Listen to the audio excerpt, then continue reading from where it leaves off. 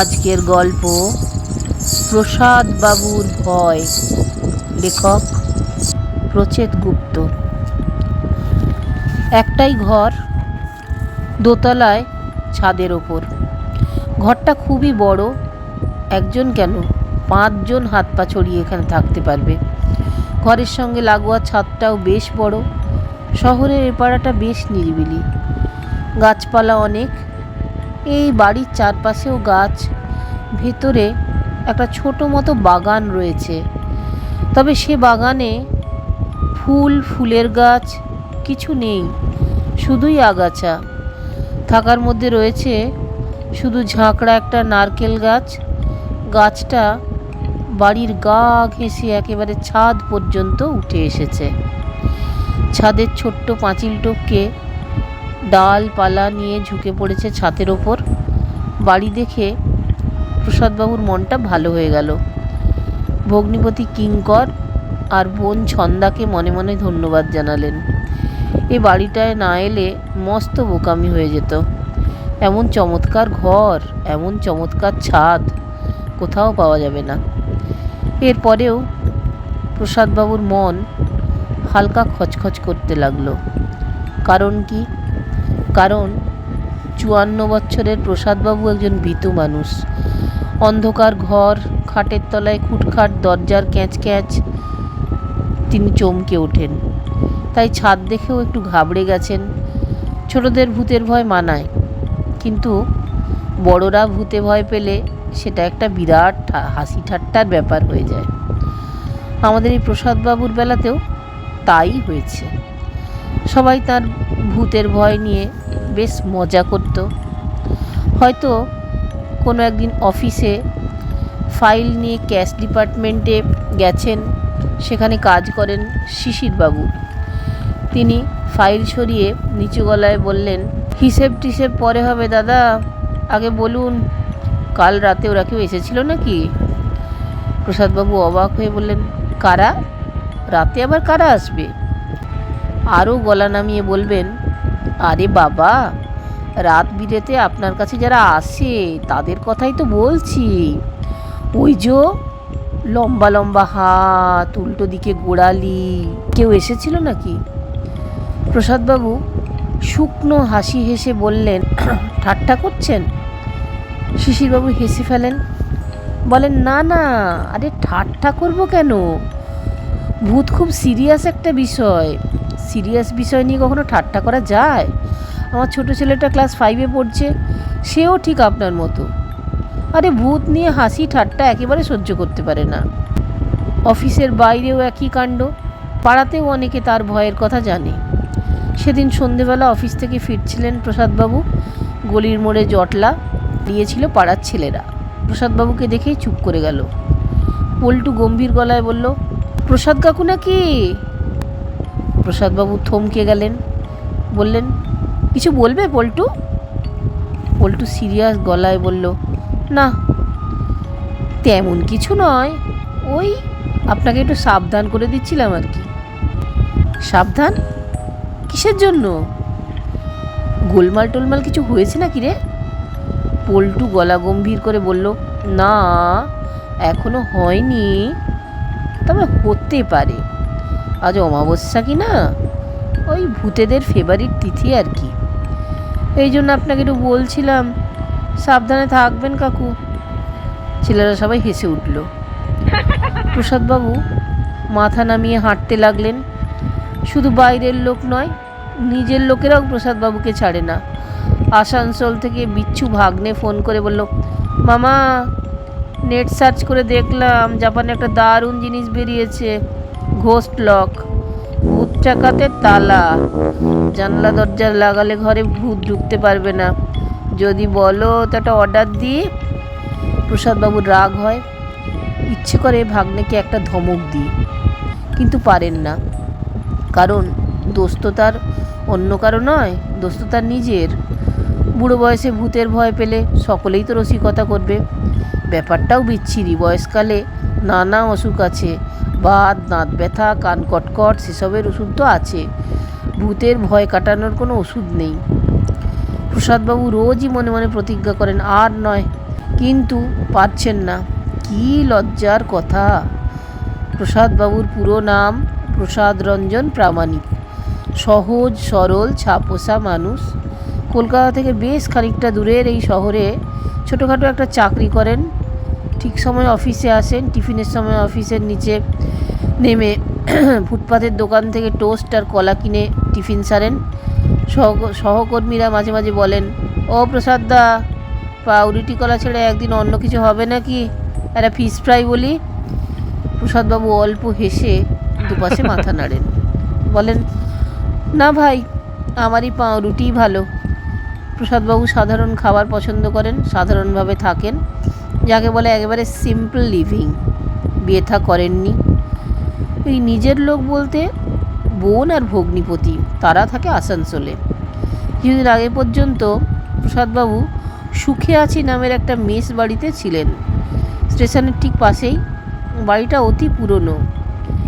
মেসের মালিক এই সারাবো করেছেন, কিন্তু কাজের কাজ কিচ্ছু করেননি। একদিন সকালে সুখে আছিতে একটা কাণ্ড ঘটে গেল। খাওয়ার ঘরে সবাই খেতে বসেছে, অফিস যাওয়ার তাড়া। হঠাৎ ছাদ থেকে ঝিরঝির করে বালি সুরকি পড়ল ডাল, মাছের ঝোল এর উপর। মেসের মালিক চিৎকার করে উঠলেন, ভূমিকম্প, ভূমিকম্প! খাওয়া টাওয়া ফেলে সবাই ছুটল বাড়ির বাইরে। দু একজন ভাতের থালাও হাতে নিয়ে ছুটল। একটু পরেই বোঝা গেল ওসব টুমিকম্প বাজে কথা। পুরনো মেসবাড়ি এবার ভেতর থেকেও ভেঙে পড়তে শুরু করেছে। কি ফেলে ওয়ার্নিং দিচ্ছে। এরপর মাথায় ইট, পাথর, লোহা, লক্কর সব ফেলবে। এরপরেই সুখে আছি মেস খালি করে মেরামতের কাজ শুরু হয়েছে। কাজ শেষ হতে সময় লাগবে, বছরখানেকও লাগতে পারে। যারা মেসে ছিলেন তারা নিজেদের মতো ব্যবস্থা করে নিলেন। এই ছোট্ট শহরে আর দ্বিতীয় মেস নেই। কেউ গেলেন আশপাশের আত্মীয়দের বাড়িতে, কেউ দল বেঁধে বাড়ি ভাড়া করলেন, কেউ আবার হোটেলে ঘর নিলেন। প্রসাদবাবুও তাই করলেন। অফিসের কাছাকাছি একটা হোটেলে উঠলেন, কিন্তু খরচে পোষাতে পারলেন না। তারপর হোটেলের খাওয়াও তার একেবারে সহ্য হলো না। সারাদিন শুধু ঢেকুর ওঠে। এরকম সময় আসানসোলে বসে এই বাড়িটার ব্যবস্থা করে দিল কিঙ্কর আর ছন্দা। বাড়ির মালিক আসানসোলে চাকরি করেন, পরিবার নিয়ে সেখানেই থাকেন। 1 বছর হলো বাড়িটা ফাঁকা পড়ে আছে। অনেক দিন ধরে নিজের একজন পছন্দসই ভাড়াটে খুঁজছিলেন। ছাদের ঘরে থাকবেন, বয়স্ক মানুষ, যিনি ভাড়া থাকবেন অথচ পুরোপুরি ভাড়াটে হবেন না। বাড়িটা একটু দেখভালও করবেন। ছেলেপিলেরা পাঁচিল টপকে বাগানে ঢুকলে ধমক দেবেন। ভবঘুরেরা বারান্দায় উঠে আস্তানা করতে চাইলে তেড়ে যাবেন। রোববার করে লোক ডেকে বাগানের আগাছা টাগাছাগুলো পরিষ্কার করিয়ে নেবেন। প্রস্তাবটা লুফে নিল কিঙ্কর, কারণ ভাড়া অতি যৎসামান্য। কিঙ্কর প্রসাদবাবুকে টেলিফোনে সব বলল। প্রসাদবাবু বললেন, বাড়ি দেখভাল করতে হবে মানে? এটা আমার পছন্দ নয় কিঙ্কর, উটকো সব ঝামেলা। কিঙ্কর বিরক্ত গলায় বলল, চুপ করুন। বাড়ি দেখভাল মানে কি আর লাঠি হাতে রাত জেগে এই একটু আধটু হাঁক ডাক দিলেই হবে? বাড়ির মালিক ভয় পাচ্ছে খালি বাড়ি দেখে এরপর চোর ডাকাত দরজা জানলা খুলে নিয়ে না যায়। এই জন্যই একজনকে চাইছে। বছরখানেক আগে ওই বাড়িতে কি যেন একটা গোলমাল হয়েছিল, তারপর থেকেই বাড়িটা বন্ধ। প্রসাদবাবু ঢোক গিলে বলেন, কী গোলমাল? ভগ্নিপতি আরও বিরক্ত হয়ে বলেন, আমি জানি না, আপনি বোনের সঙ্গে কথা বলে নিন। ছন্দা টেলিফোনে ধরে দাদার ওপর রাগ দেখালো, বলল, কী গোলমাল জেনে তোমার কি হবে দাদা? প্রসাদবাবু মিনমিন করে বললেন, আরে চুরি টুরি নয় তো? চুরি, ডাকাতি, খুন যাই হোক, তোমার কি? কিচ্ছু না, তোমার সস্তায় বাড়ি চাই, ব্যাস। সব গোলমাল মিটে গেল। এই সপ্তাহেই মালপত্র নিয়ে ওখানে চলে যাবে। ওই ঘরে কিন্তু মোটেও ফাঁকা থাকবে না, এই বলে দিচ্ছি। দেখবে তোমার পুরনো মেসেরই কেউ ডবল ভাড়া দিয়ে নিয়েছে, তখন মাথা চাপড়াতে হবে। আজই তোমার ভগ্নিপতি বাড়ির মালিককে 1 মাসের অ্যাডভান্স ভাড়া দিয়ে দিয়েছে। পরশুর মধ্যেই লোক মারফত তোমার কাছে চাবি চলে যাচ্ছে। শুনেছি নিরিবিলি জায়গা, ছাদের ওপর ঘর, বলে রোদ হাওয়া ফ্রি, কোনো ঝামেলাই নেই। তুমি মেস বাড়ির অন্ধকার ছোট্ট ছোট্ট ঘরে থাকতে বলেই তোমার সব ভূত টুতের ভয়। আরে খোলামেলা জায়গায় থাকবে, আজেবাজে ভয় পালাবে। তাছাড়া খাওয়া নিয়ে চিন্তা নেই। আরে ওই বাড়িতে একসময় কাজ করতো বিনার মা, সে না হয় তোমার রান্না বান্না করে দেবে, আমি বলে দেখব। প্রসাদবাবু বললেন, বাড়িতে গেলাম না, তার আগেই রান্নার লোক ঠিক করে ফেললি? ছন্দা কিছু একটা বলতে গিয়ে চুপ করে গেল। বলল, আরে তুমি এত ভেবো না তো, আমি নিজে গিয়ে তোমার নতুন বাড়ি গুছিয়ে দিয়ে আসবো, ওকে ছুটি নিতে বলেছি। প্রসাদবাবু বুঝলেন আর কোনো উপায় নেই, বোন ভগ্নিপতি ঠিক করে দেওয়া বাড়িতেই উঠতে হবে। বেচারিরা অত দূর থেকে বাড়ি খুঁজে দিয়েছে, এটাও একটা কথা। দিন তিনেক পর এক ভোরবেলা মালপত্র নিয়ে নতুন বাড়িতে উঠে এলেন প্রসাদবাবু। এসে দেখলেন সত্যিই অসুবিধে কিছু নেই। একতলা বাড়ি, নিচটা বেশ বড়সড়, তালা দিয়ে বন্ধ, পাশ দিয়ে ছাদ পর্যন্ত উঠে গেছে লোহার সিঁড়ি। উঠে গেলেই ছাদ, একপাশে ঘর। ঘর দেখে প্রসাদবাবু চমকে উঠলেন। ঘর তো বিরাট, হেসে খেলে গড়াগড়ি দিয়ে থাকতে পারবেন। ঘরের কোনায় খাট, খাটের মাথায় কাছের জানলা, জানলা খুলতেই ছাদ বড়। ভোরের নরম রোদ পড়েছে, নারকেল গাছটা ঝুঁকে আছে শান্ত ভঙ্গিতে, একটু একটু দুলছে। বাহ! অল্পক্ষণের মধ্যেই মনের খচখচানি দূর হয়ে গেল প্রসাদবাবুর। তিনি মনে মনে ঠিক করলেন এবার বদলে যাবেন, ভূতটুতের ছেলে মানুষই মাথা থেকে ঝেড়ে ফেলবেন একদম। সবাই চমকে যাবে, হাসি ঠাট্টা বন্ধ হয়ে যাবে। আজ সন্ধেবেলা অফিস থেকে ফিরে মাদুর পেতে ছাদটায় খানিকক্ষণ বসে থাকলে কেমন হয়? বেলা একটু বাড়তেই 11-12 বছরের একটা মেয়ে এসে হাজির হলো। মিষ্টি দেখতে, গায়ে একটা ফুলকাটা ফ্রক, ঘাড়ের দুপাশে দুটো বিনুনি ঝুলছে, তাতে আবার লাল রঙের সস্তার ফিতে, কপালে ছোট্ট একটা কালো টিপ। প্রসাদবাবু বললেন, তুই কে? মেয়েটি হাসি হাসি মুখে বলল, আমি বিনা। প্রসাদবাবু বললেন, বিনা কে? মেয়েটা ফিক করে হেসে বলল, বিনার মায়ের মেয়ে। প্রসাদবাবু এবার মনে পড়ে গেল, বিনার মা মানে যে মহিলা তার রান্না করবে। প্রসাদবাবু বললেন, তোর মা কোথায়?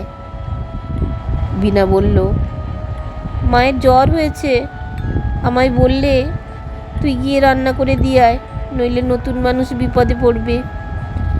প্রসাদবাবু অবাক হয়ে বললেন, তুই কি রান্না করবি, এইটুকু মেয়ে?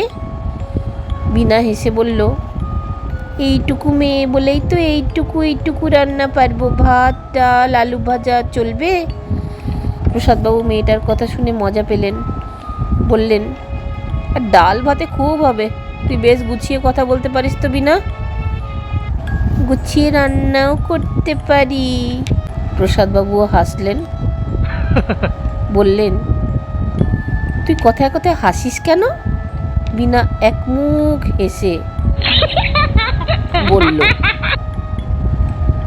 মনে হয় হাসি রোগ আছে গো। প্রসাদবাবু চোখ পাকিয়ে তাকালেন। বিনা রান্নাঘরে ছুটতে পালালো। রান্নাঘর পাশেই। বিনা ছুটে যাওয়ার সময় একটা ঝমঝম আওয়াজ পেলেন প্রসাদবাবু। মেয়েটা ঘুঙুর পড়েছে নাকি? কই, চোখে পড়লো না তো।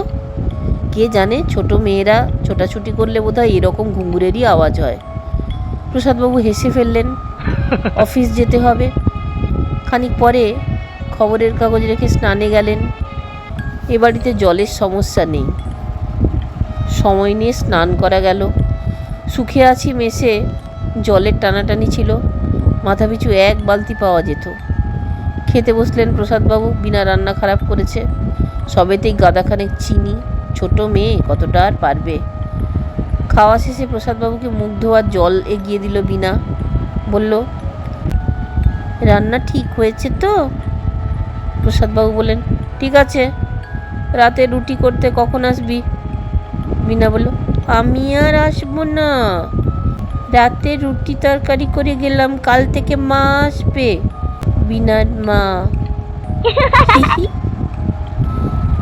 বিনার হাসি শুনে প্রসাদবাবুর ভালো লাগলো। ফাজিল মেয়ে, আবার হাসে। চড় খাবি এবার? ঠিক আছে, তুইও মায়ের সঙ্গে সঙ্গে মাঝে মধ্যে চলে আসিস। কি জানি মা আমাকে আসতে দেবে কি না, মনে হয় না দেবে। প্রসাদবাবু বললেন, আমি বলে দেব। প্রসাদবাবু অফিস যাওয়ার জন্য বেরিয়ে ঘরে তালা দিলেন। বিনা দাঁড়িয়েছিল ছাদের এক কোনায়। প্রসাদবাবু বললেন, কিরে, বাড়ি যাবি না? আমি একটু থাকবো এখানে, এই বেশি না, খানিকক্ষণ। দু আঙুল ফাঁক করে সময়টা দেখালো বিনা। প্রসাদবাবু ভুরু কুঁচকে বললেন, থাকবি? কি করবি? বিনা আবদারের ঢঙে বলল, ছাদে খেলবো। বাড়ি গিয়ে খেল। বিনুনি ঝাঁকিয়ে বিনা বলল, মা খেলতে দেবে না, আবার কাজে পাঠিয়ে দেবে। এমনিতেই মেয়েটা খুব পছন্দ হয়েছে প্রসাদবাবুর। এখন মনটা আরও নরম হয়ে গেল। আহারে, ছোট মেয়ে কাজকর্ম করে খেলতে চাইছে। হেসে বললেন, সে না হয় থাকবি, কিন্তু খেলবি কার সঙ্গে, একা? বিনা উৎসাহ নিয়ে বলল, একাই খেলবো, ছক কেটে এক্কা দুক্কা খেলবো। আর ওই যে গাছটা আছে, নারকেল গাছটা, ওর সঙ্গেও খেলবো। দেখো না, আমার সঙ্গে খেলবে বলে একেবারে ছাদে উঠে এসেছে। আমরা হাত ধরে ধরাধরি করে নাচবো, লাফাবো, দুজনে আগেও খেলেছি। এগিয়ে গিয়ে গাছের পাতাগুলো ধরে নাড়া দিল বিনা। ডালপালা দুলে উঠল, সাড়া দিল। প্রসাদবাবু মনে মনে বললেন, পাগল মেয়ে। আচ্ছা ঠিক আছে, খেল, আমি চললাম। আর তুমি যখন যাবে, সিঁড়ির মুখে গ্রেট দরজাটা কিন্তু ভালো করে বন্ধ করে দিয়ে যাবে। আর তোমার মা কাল যেন খুব তাড়াতাড়ি চলে আসে, দেরি হলে আবার আমার অফিসের লেট হয়ে যাবে। লোহার সিঁড়ি বেয়ে নিচে নামার সময় প্রসাদবাবু গুনগুন করে গান করতে লাগলেন। কত বছর পর যে তিনি নিজের মনে মনে গান করছেন। অফিসের কাউকে নতুন বাড়ির কথা ভাঙলেন না প্রসাদবাবু। তিনি ঠিক করেছেন রবিবার সন্ধেবেলা অফিস আর সুখে আছি মেসের কয়েকজনকে ডাকবেন। ছাদে বসে বেশ আড্ডা, গল্প গুজব হবে, তার সঙ্গে চা হবে, আর একটা করে করে ফিশ ফ্রাই। একটু খরচ হয়ে যাবে ঠিকই, তা হোক গে যাক, চমৎকার বাড়ি দেখাতে একটু খরচা তো করতেই হবে। আর বিনার মাকে বলতে হবে মেয়েটাকে যেন সেদিন সঙ্গে নিয়ে আসে, সবাইকে চা দেবে। অফিস থেকে বেরোনোর সময় ভগ্নিপতিকে একটা ফোন করতে গেলেন প্রসাদবাবু। বাড়িটার জন্য একটা ধন্যবাদ দেওয়া উচিত, ফোন পাওয়া গেল না। ঠিক আছে, কালই হবে, তাড়াহুড়োর কিচ্ছু নেই, বরং একটা রাত কাটুক। বাড়ি ফিরে প্রসাদবাবুর মন আরও ভালো হয়ে গেল। ছাদটা একেবারে ঝকঝক করছে, বোঝাই যাচ্ছে বিনার কাজ খেলা শেষে হয়তো ঝাঁট দিয়ে গেছে। একপাশে ইঁট দিয়ে আঁকা এক্কা দোক্কা খেলার অস্পষ্ট ছক। প্রসাদবাবু মুচকি হাসলেন, নিজের হাতে চা বানিয়ে এনে ছাদে মাদুর পেতে বসলেন। ফুরফুর করে হাওয়া দিচ্ছে, ঘরে ফেরা পাখির কিচিরমিচির ডাক ধীরে ধীরে সন্ধে নামলো। আকাশ ভরা তারা, মস্ত বড় চাঁদ। নারকেল গাছের পাতায় হাওয়া লেগে ফিস ফিস আওয়াজ হচ্ছে, বেশ লাগছে। এভাবে আকাশ, গাছপালা, পাখি অনেক দিন দেখা হয়নি। না, কিঙ্করার ছন্দা কাজটা ভালোই করেছে। প্রসাদবাবু হাত বাড়িয়ে নারকেল গাছের পাতা ছুঁলেন। পাতার দল হাওয়ায় সরসর করে সরে গেল, ফিরে এলো আবার, যেন প্রসাদবাবুর সঙ্গে খেলতে চাইছে। অনেক রাত পর্যন্ত ছাদেই বসে রইলেন প্রসাদবাবু। নিজেই অবাক হয়ে গেলেন, কই ভয়টয় কিছু করছে না তো। ভয় সব পালিয়েছে নাকি? নিশ্চয় পালিয়েছে। ছন্দা ঠিকই বলেছে। এতদিন অন্ধকার ঘুপচি ঘরে থাকতে থাকতে মনের ভেতরেও অন্ধকার বাসা বেঁধেছিল। এই খোলামেলা পরিবেশ তাকে মুক্ত করেছে। প্রসাদবাবু মনে মনে না, ভয় পালায়নি, ভয় ফিরে এলো অনেক রাতে। তবে সেটা প্রসাদবাবুর পরিচিত ভয় নয়, অপরিচিত ভয়, অনেক তীব্র, হাড় হিম হয়ে যায়। রাত তখন কটা, একটা নাকি দুটো? নতুন বাড়িতে সাধারণত প্রথম দিন ঘুম আসতে দেরি হয়। এই বাড়িতেও প্রসাদবাবু কিন্তু বিছানায় শুয়েই ঘুমিয়ে পড়েছিলেন। ঘুম ভাঙল এক ধরনের অস্বস্তিতে।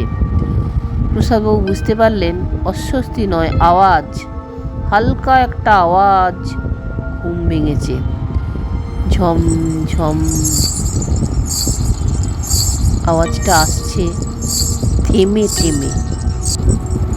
কে যেন ঘুঙুর পায়ে হাঁটছে। হাঁটছে না লাফাচ্ছে? কে লাফাচ্ছে? কোথায় লাফাচ্ছে? গলা শুকিয়ে গেল প্রসাদবাবুর। তিনি চোখ খুললেন। ঘর অন্ধকার। অন্ধকার কেন? আরে ঘর অন্ধকার থাকার কথা তো নয়। রাতে আলো জেলে শুয়েছিলেন। নতুন জায়গায় তিনি ঝুঁকি নেননি। চোর ডাকাত থাকতে পারে, আলো দেখলে ভয় পাবে। ধড়ফড় করে বিছানায় উঠে বসলেন প্রসাদবাবু। আরে আলোটা কে নেভালো? লোডশেডিং হতে পারে। মাথার ওপর ফ্যান ঘুরছে না। প্রসাদবাবু বুঝতে পারলেন ঝম ঝম আওয়াজটা আসছে ছাদ থেকে, কখনো জোরে, কখনো আবার মিলিয়ে যাচ্ছে। শরীরের অস্বস্তিটা এবার ভয়ের চেহারা নিল। কোনো কোনো সময় এক ছিটে ফোঁটা ভয় পেলেও প্রসাদবাবু চাদর মুড়ি দিয়েছেন। আজ কিন্তু উঠে বসলেন। একবার ছাদে গিয়ে দেখলে কেমন হয়? কথাটা ভাবতেই প্রসাদবাবুর মন একসঙ্গে দুটো উত্তর দিল। একবার বলল, কিচ্ছু হয়নি, সব মনের ভুল, নিজে গিয়ে দেখে এসো, ভয় পেলে চলবে না, ভয়ের দিন তোমাকে শেষ করতে হবে। তারপরেই বলল, যেও না যেও না, বাইরে বিপদ আছে। দোনামোনার মধ্যে খাট থেকে নামলেন প্রসাদবাবু। অন্ধকারে টলতে টলতে দরজার দিকে এগিয়ে গেলেন। পা দুটোকে মনে হচ্ছে পাথর। কাঁপা হাতে দরজার ছিটকিনি খুলতে অনেকটা সময় গেল। খোলা দরজা দিয়ে কয়েক পা বেরিয়ে এসে দাঁড়ালেন। নির্জন অন্ধকার ছাদ। আকাশে চাঁদ নেই, অসংখ্য তারা। ছাদ জুড়ে নরম আলো পড়েছে কুয়াশার মতো। সেই আলো সাদা আর নীল মেশা। বেশ লাগছে দেখতে। মনে সাহস এনে চারপাশে ভালো করে তাকালেন প্রসাদবাবু। না, কেউ নেই। ঘুঙুরের আওয়াজটাও আর শোনা যাচ্ছে না। দূরে বড় রাস্তা দিয়ে ট্রাক চলে যাওয়ার আওয়াজ ভেসে এলো। নিশ্চিন্ত হলেন প্রসাদবাবু। নিজের মনেই পিঠ চাপড়ালেন। ভাগ্যিস চাদর মুড়ি দিয়ে শুয়ে থাকেননি, তাহলে ভয়টা বেড়ে যেত। কাল সকালেই এই চমৎকার বাড়ি ছেড়ে পালাতেন। ঘুরে দাঁড়িয়ে ফের ঘরে ঢুকতে গেলেন প্রসাদবাবু। আর তখনই চোখ পড়ল নারকেল গাছটার দিকে। নিমেষে ঠান্ডা একটা স্রোত বয়ে গেল শরীরে। ওটা কি? গাছ তো নয়, অন্য কিছু। একটা মানুষ যেন, ঝাপসা চুল, হাসছে। অন্ধকারের চোখ মুখ, অন্ধকারের হাসি। ডাল পাতাগুলো লম্বা হাতের মতো বাড়িয়ে রেখেছে, পেতে রেখেছে ছাদের ওপর। হাওয়ায় দুলছে তারা। আওয়াজ হচ্ছে খস খস খস খস। খামচে ধরার আগে বাঁধানো ছাদে যেন নখ সানাচ্ছে।